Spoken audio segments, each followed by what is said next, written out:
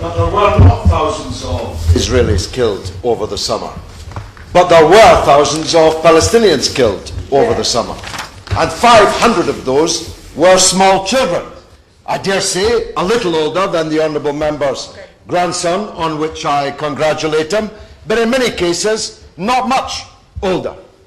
There's an air of unreality about this debate. So far I had thought that Parliament in this regard was catching up with public opinion. But the speech that we've just heard and the interventions earlier seem to indicate otherwise. The Minister is on record as saying Israel lives in a tough neighbourhood. The problem is that Israel is living on top of somebody else's neighbourhood. And the attempt to equate violence from the illegally occupied with violence from the illegal occupier is preposterous, and yet repeated over and over again already in the short debate that we've had so far. It is illegal and moral right of an occupied people to rise up against their illegal occupier. And after all, it's not that the occupation just started. The West Bank and Jerusalem has been illegally occupied for 47 years.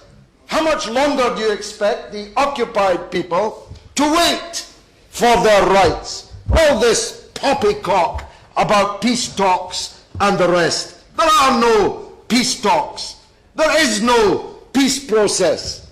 And contrary to what the Honourable Gentleman just said, there are not two countries involved in this. There's only one country which is occupying the land of another. You would think, perhaps it is the case, that members in here have no idea how all this started in this very building almost 100 years ago, when Mr. Balfour, on behalf of one people, offered to a second people the land which belonged to a third people, without consulting any of the three people involved. We have a historic obligation greater than any other country to side with the victims of the act which Mr. Balfour performed. Yet there's no sign of it here. Parliament did recently take a decisive and important decision, but the government has not caught up with it. The government continues to support Israel, to license the export of arms to Israel, and to afford Israel, the criminal in this picture, which in 1967 was ordered by the United Nations to withdraw from the land it had illegally occupied, yet continues to refuse to do so. We should not be trading with them at all. We should not be exporting anything to them at all, or allowing the importation from them of anything at all. That's, after all, what we do with any other international lawbreaker. I have very few seconds left. They don't like it up them, Mr. Pritchard. Well, some of them do. Some of them do. The 15 seconds I have left, I can only say this. I will give way. Right, Morris. The Honourable Gentleman recognised that the Balfour Declaration, short though it was, did insist on a protection for non-Jews, for Palestinians, for Christians within that territory.